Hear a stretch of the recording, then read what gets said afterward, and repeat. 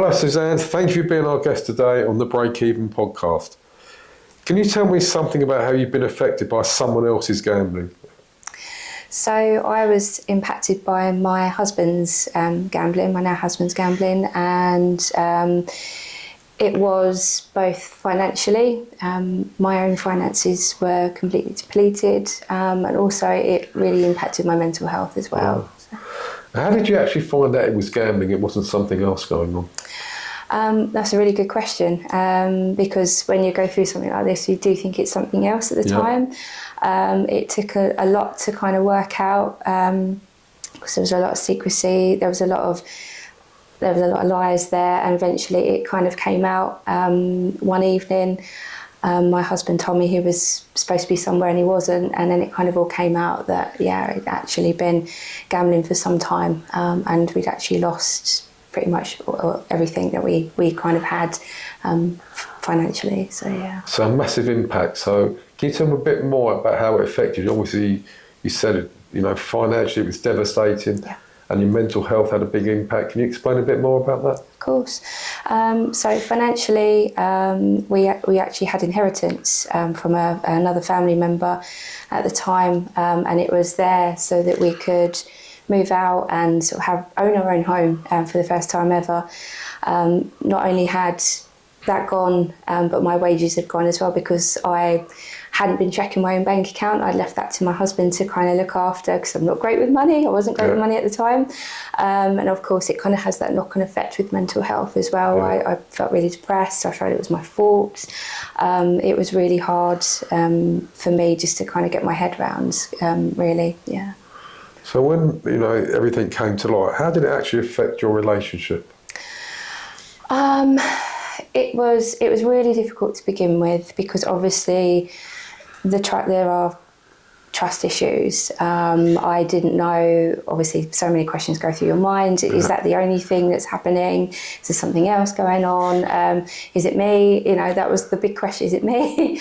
It wasn't any of that. It was just purely that my husband was not well, and he had this, gambling issue, and it had just escalated. And he felt that he couldn't sort of say anything to me, because he felt like he should be the breadwinner, he should be providing, and that wasn't happening. So yeah, it was a really difficult time for us both. But you said your husband was not well, which is a term we often use now. Yeah. But sadly, a lot of people out there think if you're gambling, just stop gambling. It's not a mental health illness, it's not something you shouldn't be able to just stop. But you would obviously disagree with that. I do. Yeah, I do. In my opinion, I do believe it is to do with mental health. We know that it is. I love that term when people say, why don't you just stop? Yeah. If only it were that simple, Absolutely. So, we wish it were, but we know it's not. So. Did it have an effect on anyone else in your immediate family? My son was really young at the time, which I was really grateful for at the time, because we kind of tried to carry on as normal. But there were times when there would be arguments about money, obviously, because the lack of money. Yeah. And I kind of felt at the time that was impacting him a lot, because he would sort of worry a lot about what was happening with mummy and daddy. And so we were trying to be really open and honest as possible and saying that, there's nothing wrong, we're just trying to work through something, and it's not you. That's really important. So, yeah. So luckily for him, we made a concerted effort to stick with him and help him through it. How's he doing now? He's doing really well. He's been gamble-free for a number of years, and actually it has made us stronger. He really helps me actually in my work. I'll sometimes think about something and he'll say, have you seen it from this perspective? Which is so helpful. It really is, and it actually helps him a lot as well. So we get a lot from it, and we support one another, which is wonderful. That's quite fascinating, isn't it? Because your both lived experience helps each other in who he is, in what you do, and who you are. Yeah. So it sounds like it's a marriage made in heaven. Hopefully. How did you seek help for yourself, and did you receive any help at the time?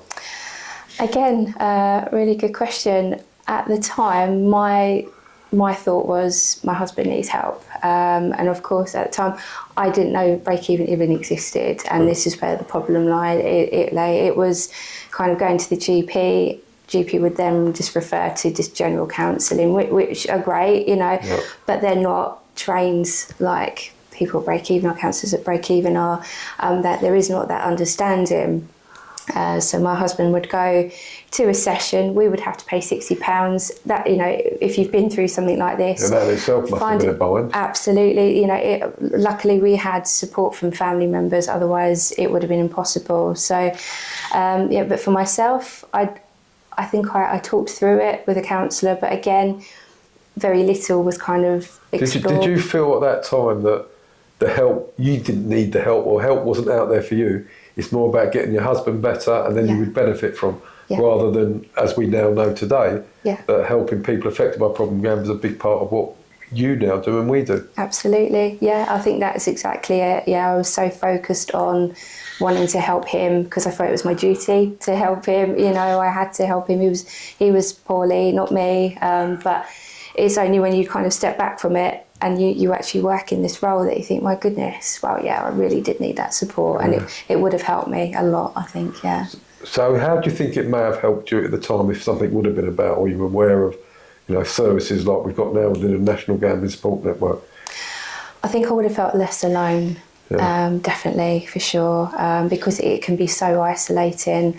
We hear that a lot, you know, you feel like you are the only one going through something like this, and it's great to hear that you're not, but unfortunately at the time for me it was, I did feel like that because there wasn't the support there, so this is why I really encourage people just to kind of reach out and So miraculously, having managed to get through that and move on, you now work for Breakeven.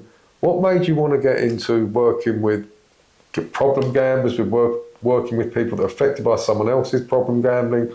Tell me a bit more about your journey into sort of counselling and eventually ending up at Breakeven. So I was training as a counsellor anyway, sort of while this was kind of happening actually. And I just felt I wanted to give something back. I wanted to help other people who had been in my position or were in my position, and also my husband's. And it was pure chance that I came across Breakeven. Best thing ever. It really was. Because whilst so you weren't looking for somewhere like that, it just happened when you're looking for your placements? It kind of was. I kind of had in my mind I wanted to do something along those lines, but I didn't know it existed. So it was great, yeah. Well, I'm glad you found us. How do you think Breakeven can support those who are affected by someone else's gambling?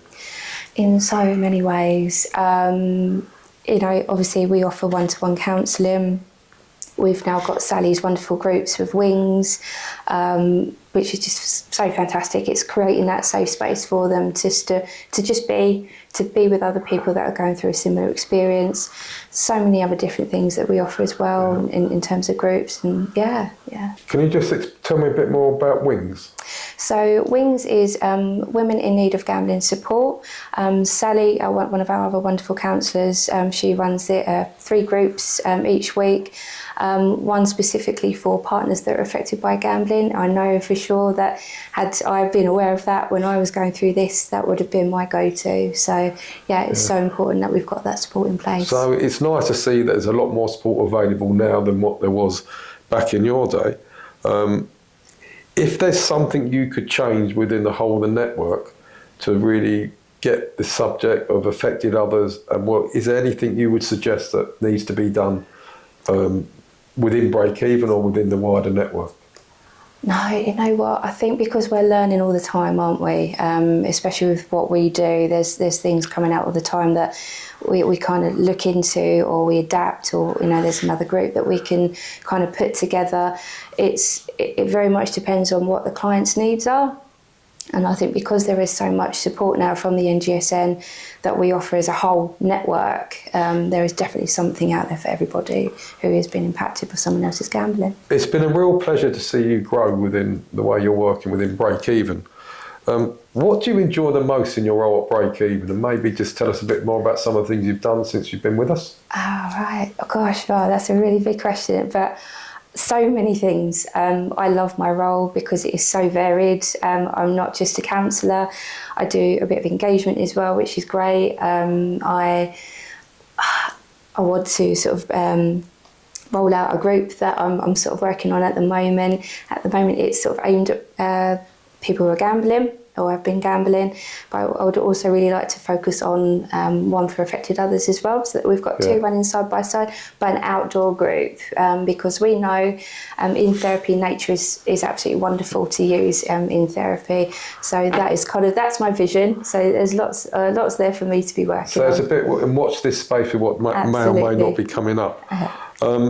Within your role, working with people, you obviously get to work with a lot of gamblers and a lot of affected others. Does that make a difference to the way you work, or do you feel more empathy for affected other, or how does that work for you? Because it must be quite difficult. You think it would be, but I do draw on my own experience in terms of sometimes self-disclosure can be so important and so powerful for the client, because it actually makes them feel it isn't just me, and they learn from that experience as well. But I think because I have that understanding, I have that, of both, my husband and his journey and my own, it makes this so much more easy for me to do my role. So your own lived experience has really benefited in when you're working with clients. Yeah. Within the role you do, you mentioned, you do some engagement. Tell me a bit more about that and some of the things you've done with the engagement to try and get the message out there to other people. So quite a lot in our South End-on-Sea area at the moment, which is brilliant, because Breakeven is sort of relatively new in the South End area, so it's really important for me to kind of drive home that message to other local organisations about who we are, what we do, service we provide. I know we're getting a lot of referrals through now from sort of social prescribers and other sort of organisations as well that didn't know we existed before, and we're kind of just referring to GPs.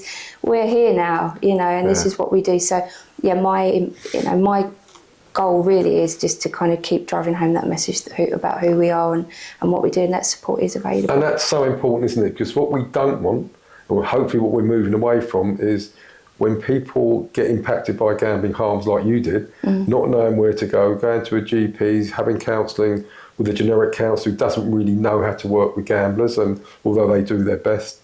So let's hope this message really gets out there. The last question I'd like to ask you is, we're coming up to the Christmas period and the New Year, where people make lots of resolutions. It can be a very, very lonely time for people. What would your advice be to people that are suffering with gambling-related harm, that may or may not want to change in a time like this? I would just say, please reach out to us. We are here over the Christmas period. Our work doesn't stop. Please, whatever however you feel, there is someone there at the end of the phone for you. Please don't be alone. You're never alone. So yeah. Suzanne, thank you very much for being so honest and open. Thank you. I'm sure people listening will really feel how heartfelt that was. And thanks again for being part of the Breakeven podcast. Oh, thanks for having me. If you or someone you know is affected by gambling-related harm, please call us on 01273 833 722 or visit our website www.breakeven.org.uk. Alternatively, please call the National Gambling Helpline on 0808 8020 133. Please ensure to like and subscribe to all our social media channels and keep this message out there. Thank you.